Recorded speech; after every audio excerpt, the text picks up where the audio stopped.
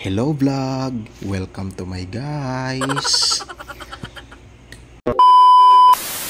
So, ari naman ta nga maghatag naman sang advice sa aton mga kasimanwa constituent. So,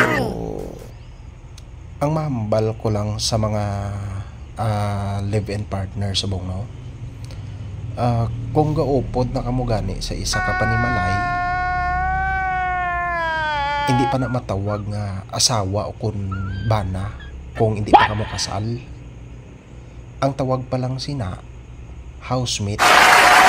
So kung pamangkuton kamo sang inyo nga tupad balay nga kung ano mo na ang imo daupod, balon mo lang nga housemate ko na nang 13 years na kami na.